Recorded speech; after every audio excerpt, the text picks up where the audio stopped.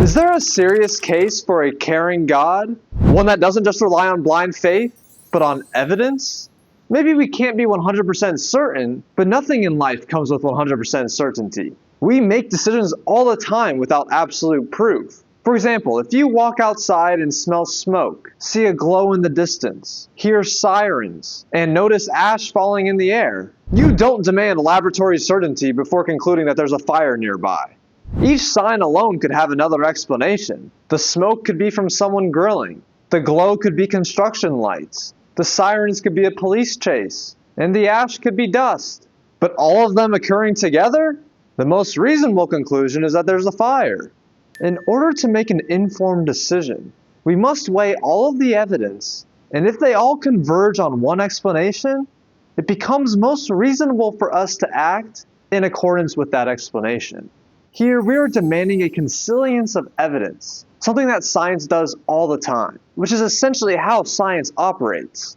A good example of consilience of evidence is smoking and lung cancer. We all know that smoking causes lung cancer, but how do we come to that conclusion? Well, first we found that smokers developed lung cancer at dramatically higher rates than non-smokers, but this alone isn't proof because correlation doesn't equal causation. Next, we found that the more someone smoked, the higher the cancer risk. Again, not full proof, but points in that direction. Then we found that smoking rates increased first, and then lung cancer arose decades later. Again, not full proof, but points in that same direction. Exposing mice to tobacco tar produced tumors. Okay, but mice aren't humans. Not full proof. And then we also found that carcinogens in tobacco smoke damaged DNA. Not foolproof again, but points in the same direction. Each one of these arguments for smoking causing lung cancer does not prove that smoking causes lung cancer on its own. But taken together, they all converge on one explanation, that smoking causes lung cancer.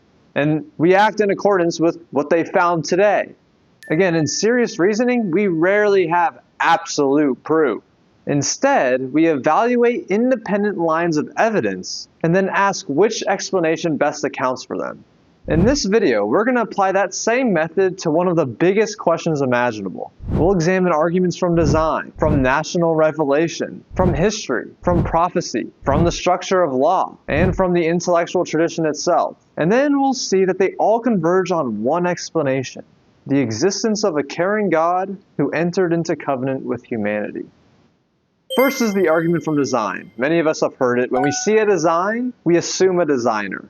When we see a handwritten letter, we infer that a mind wrote that letter because the ink forms meaningful symbols. When we examine a computer program, we infer that there was a programmer because the code contains specified instructions. Now think of DNA. It's literally an information system encoded in 4 chemical bases, storing instructions for building life.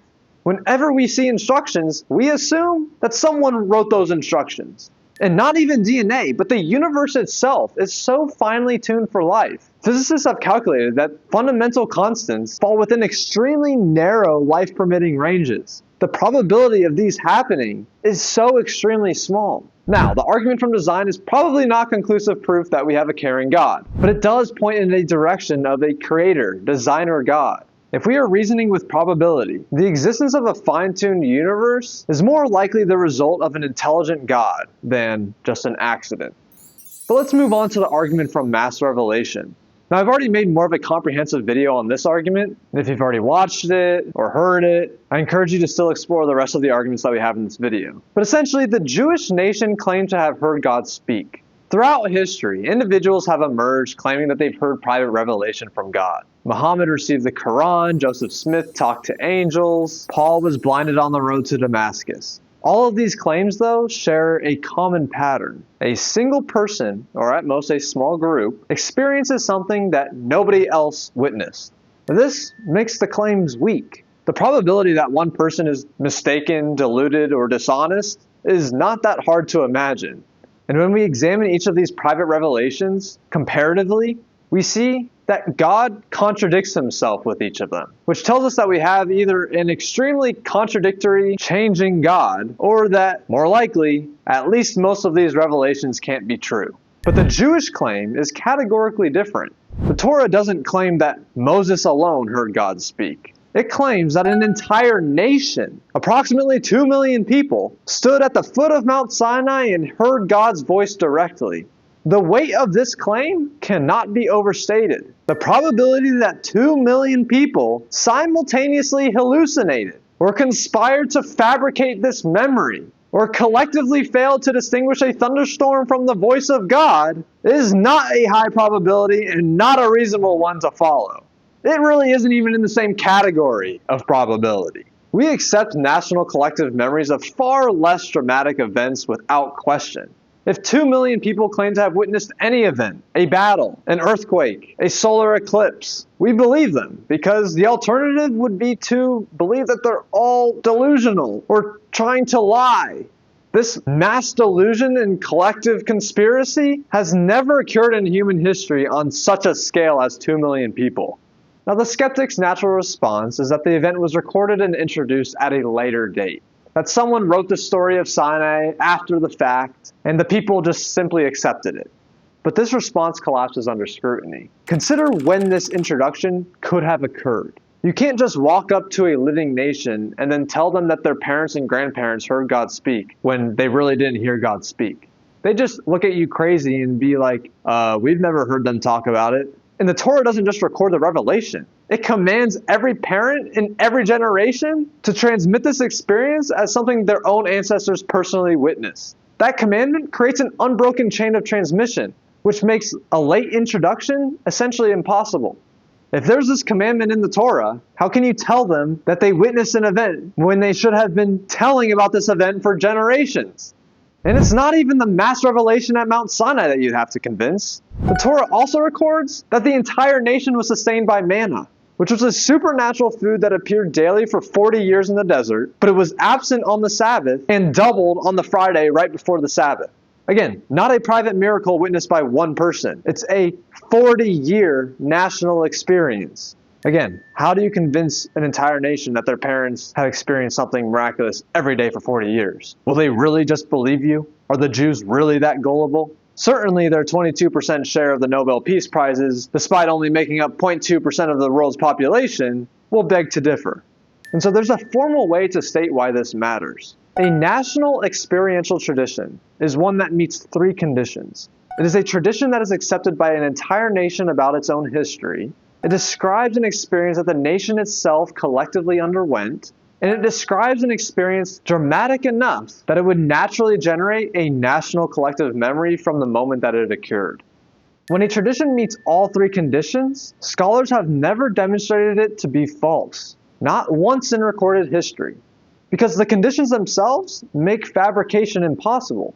You cannot successfully introduce a memory of a collective national experience to a nation that did not have it, and then for them to adopt it as a tradition. And one further observation. The skeptic may still claim that 2 million people were on drugs in the desert and just all saw the same thing and agreed on it. Even if we grant any of this to the skeptic, this event was by any account unprecedented. Nothing like this has ever happened before. The claim is crazy. 2 million people in a desert, sustained miraculously for 40 years, receiving a legal and moral framework that would go on to shape the entire civilization of the Western world, whether natural or supernatural. That convergence of improbabilities is itself worth accounting for. Again, are these all complete proofs? I don't know, maybe not, but they all point again in that same direction. The next argument is one from prophecy. If a text contains specific, improbable prophecies that are later fulfilled in human history, that increases the probability that the source of those prophecies had a knowledge that was beyond normal human foresight. Let's look at Deuteronomy 28. All mainstream scholars agree that Deuteronomy 28 was written before Rome conquered Israel. The prophecy says, "It will come to pass that if you do not listen to the voice of the Lord your God, to guard to do all of the commandments and statutes that I command you this day, this is then what will happen.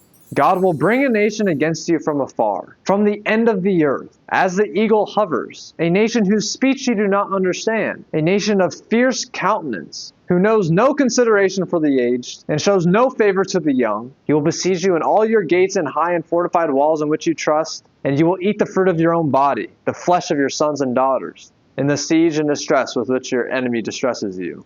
So we're just going to take this chunk for now. If you know Jewish history, you know this is talking about Rome. Notice how specific this prophecy is. Most conquests in ancient history were by neighboring nations. Think of Persia conquering Babylon, or Macedon conquering Persia, or even Assyria and Babylon conquering Israel. In all cases, these were neighboring nations. Assyria and Babylon were Israel's neighbors. But Rome? Not a neighbor. It was a nation definitely from afar, quite literally from the end of the earth if you know the Roman Empire. The Roman legions that suppressed the Jewish revolt were from Britain, Gaul, Syria, Egypt, North Africa. The conquering army was assembled literally from the ends of the known earth. They weren't just merely headquartered far away. And the prophecy says, as the eagle hovers. An eagle is dominant over the entire sky, not just one little region. Rome, by 70 of the Common Era, controlled territory from Britain to Mesopotamia. They weren't just a regional power. They were a world power, dominant across the entire land. Rome also had a language entirely unknown to the Jews. Unlike the neighboring Assyrians, who spoke Aramaic, which was a Semitic language that was easy for the Jews to understand, the Romans spoke Latin, which was entirely foreign to anything the Jews had ever heard. This is by far not a Semitic language. It wasn't even similar to Greek. Also, Rome, more than any other conquering nation, was extremely fierce, especially to the Jews. Unlike Assyria and Babylon, who really weren't so brutal, you can't tax or conscript people who are dead, Rome's conduct to the Jews was pretty fierce. They did not show any mercy for any age. Josephus describes mass crucifixions of anyone who was caught outside Jerusalem's besieged walls. And that's another point. Rome besieged Jerusalem. Many battles were decided in the open field, but the prophecy specifically said that there will be a siege, and that is exactly what happened to Jerusalem. Okay, and so what? There were many sieges back then. Well, it didn't just list any siege, but one that would cause cannibalism. Most sieges ended quickly in quick negotiation. The people inside the walls don't want to starve to death. But the siege on Jerusalem lasted so long that Josephus records a mother eating her child. What else does Deuteronomy 28 predict? And God will scatter you among all the nations, from one end of the earth to the other. And under those nations you will find no ease, and there will be no resting place for the sole of your foot.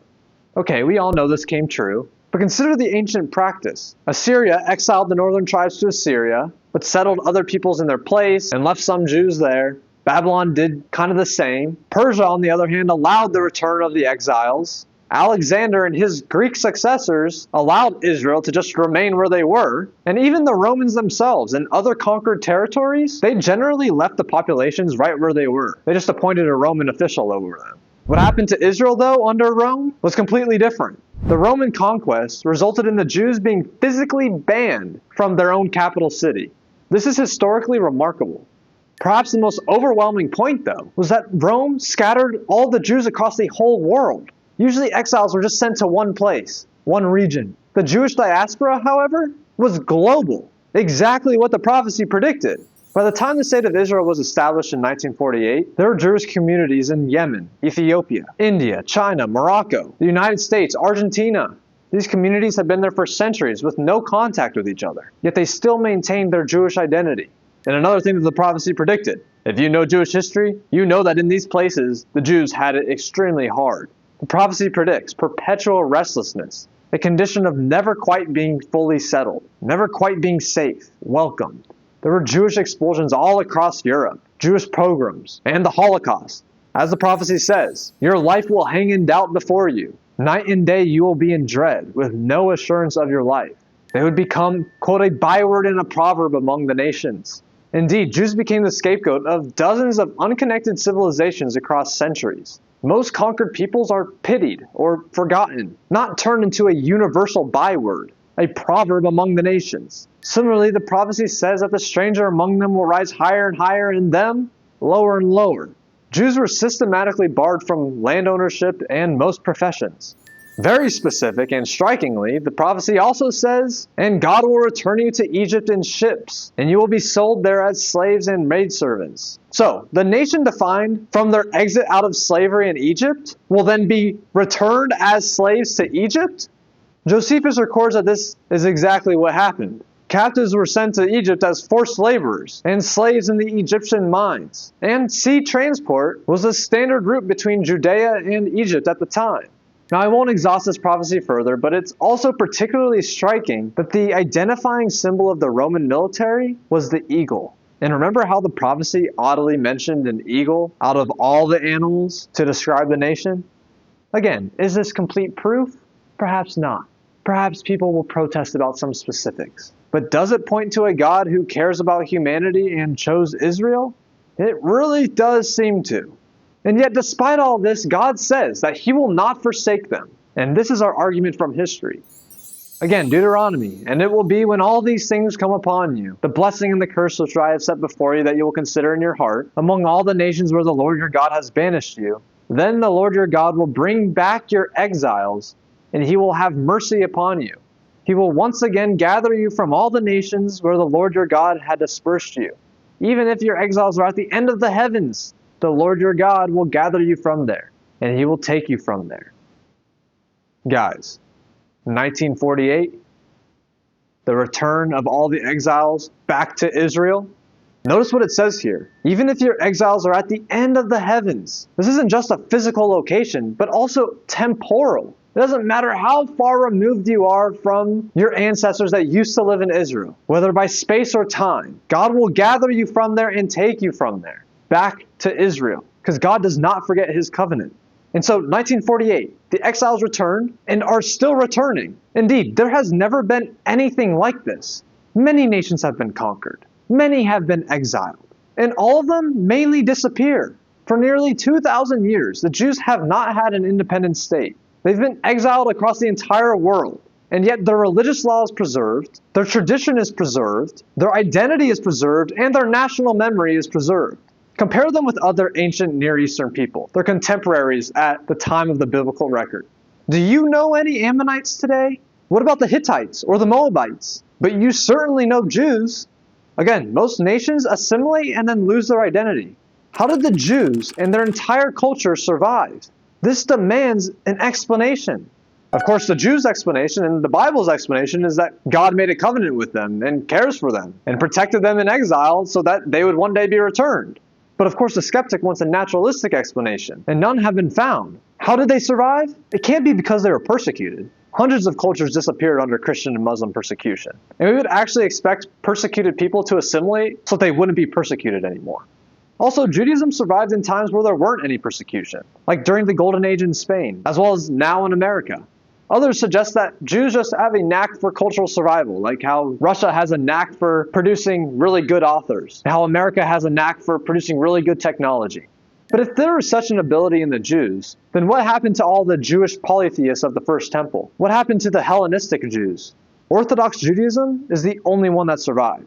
Aha, then maybe it is the culture specific to Orthodox Judaism. Well, other cultures that died had similar styles to Orthodox Judaism. Other cultures had dietary restrictions, religious practices, costumes. In fact, shouldn't dietary restrictions cause cultural embarrassment so that the Jews would then assimilate? And even if the particular parts of Orthodox Judaism's culture allowed it to survive, how did these come to be?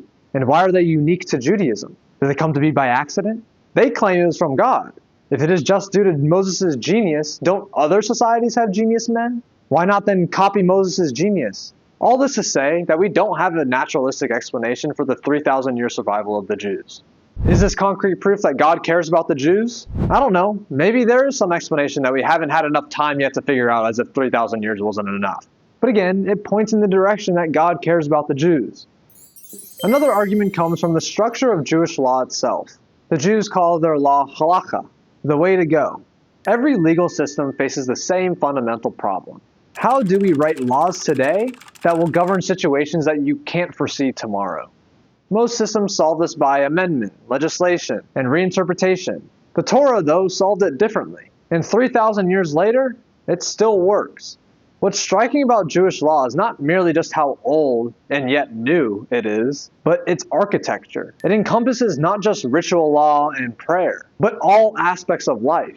It is a comprehensive legal system governing commerce, damages, contracts, family law, speech, property, medical ethics, intention, and community. These aren't even it. It's exhaustive. And more importantly, it's not just a static list of rules for one time in one place. It's a framework that is built on principles that can then be applied to any situation to generate answers to questions that its authors could not have anticipated. Consider intellectual property, which is something that is relatively modern.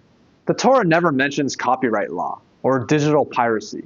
Yet, legal Jewish authorities derive prohibitions on copyright law from already existing principles of theft, unfair competition, and financial harm that are already existent in the Torah.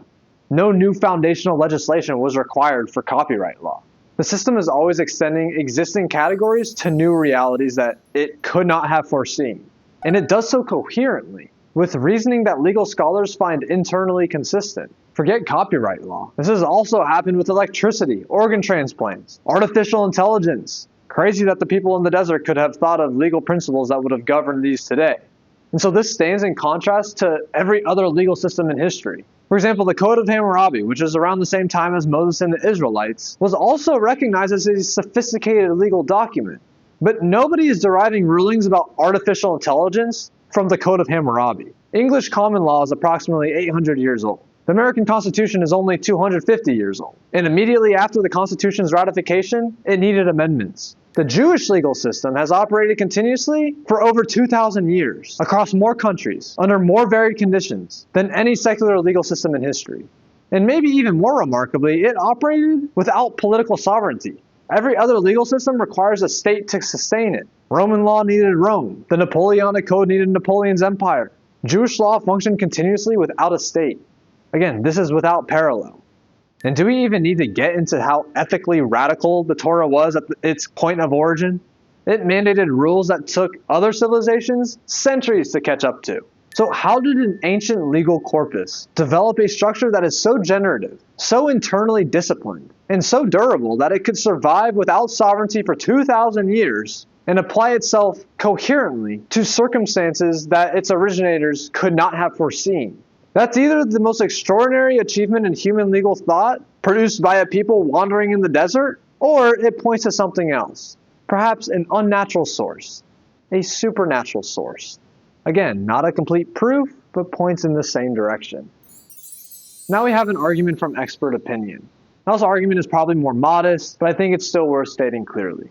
When we encounter a field that we cannot master personally, whether because of time, inclination, or the sheer depth of the material involved, we usually look to who the serious practitioners are and what they conclude. For example, we don't dismiss medicine because we haven't studied it. We find the best available doctor and then ask them what they think. And so similarly, the Jewish intellectual tradition has produced a disproportionate concentration of some of the most analytically rigorous minds in human history. These are not people who accepted claims without scrutiny. The entire structure of Talmudic discourse, if you've ever read it, you know it's built on relentless questioning, arguing, and a demand for internal consistency. The tradition does not reward ignorance or naivety. It instead rewards the sharpest possible objection, followed by the most precise possible answer. And the people who spent their lives in this tradition, who had access to every internal objection and every proposed answer, remained committed to God and the Torah. Again, this isn't proof, but it is some more data. When the people most familiar with the internal workings of a system find it compelling rather than collapsing under scrutiny, that is worth taking seriously. And so the skeptic who assumes that their objection has never occurred to anybody inside the Jewish tradition is almost certainly mistaken. 3,000 years of the sharpest available minds asking the most difficult questions is a substantial body of work to have left your particular question unaddressed. Now, the arguments listed in this video aren't exhaustive. The list goes on. For example, there's never been a language in human history that has been revived after being dead for almost 1,700 years, like Hebrew. Another is that anti-Semitism appears independently in cultures who have not even met the Jews, and it persists even when the Jews are removed. Normal hatred doesn't typically behave like this. Perhaps only a supernatural hatred that's predicted by Deuteronomy 28. And just think of how much Judaism has shaped modern civilization, individual dignity, universal human rights. Again, all of these aren't complete proofs, but they point in the same direction. Let's now return to where we started. We established at the outset that serious reasoning rarely operates on absolute proof. In science and medicine and law, we evaluate independent lines of evidence and then ask which explanation best accounts for all of them together. When multiple indicators converge on the same explanation, confidence in that explanation increases because convergence itself is powerful. We applied that framework to smoking and lung cancer. No single study proved causation, but each piece of independent evidence pointed in that same direction. So now consider what we have examined. The universe appears fine-tuned for life to a degree that physicists find hard to attribute to chance. A nation of 2 million people claim to have heard God speak, a claim that cannot be introduced into a living national memory, and a claim that has never been demonstrated false for any tradition meeting its three conditions. A text written before Rome predicted the Roman conquest of Israel with astounding specificity. The same text predicted a worldwide diaspora, with no resting place, perpetual restlessness, becoming a byword among the nations, and then an ultimate restoration to the land, all of which happened in documented history across 2,000 years. A people survived that diaspora intact when every comparable ancient civilization disappeared, and they did so without any naturalistic explanation that historians find fully satisfying. The legal system given to that people in a desert outlasted every empire that tried to destroy it, and it continues to generate coherent legal rulings on questions its authors could not have imagined. And some of the sharpest analytical minds that the tradition has produced, people whose entire intellectual culture was built on relentless questioning, remain committed after a lifetime of access to every internal objection and every proposed answer. None of these arguments is individually conclusive. Each can probably be questioned at the margins. But that isn't the question. The question is what explanation best accounts for all of them together. What explains the fine-tuning, the survival, the prophecy, the law, the restoration, and the revelation? What explains why the same small nation that claimed a covenant with God at Sinai nearly 3,000 years ago is back in its ancestral land speaking its same language today? The Jewish tradition has had the same answer for 3,000 years. You don't have to accept it, but if you are reasoning honestly and probabilistically, the way we reason about smoking, the way we reason about that fire outside, the way we reason about anything that matters, you have to account for the convergence. The Consilience of Evidence points to the God of Israel. This isn't a leap of faith. It's where the evidence leads and continues to lead. We are only a short time away before the rest of the prophecies come true, when the entire world is following the God of Israel and his directions for humanity. On this channel, we delve into those directions, so I encourage you to subscribe so you don't miss out. I hope you enjoyed, maybe learned something, and I hope that you have a new or renewed trust in the God of Israel. Thank you for watching.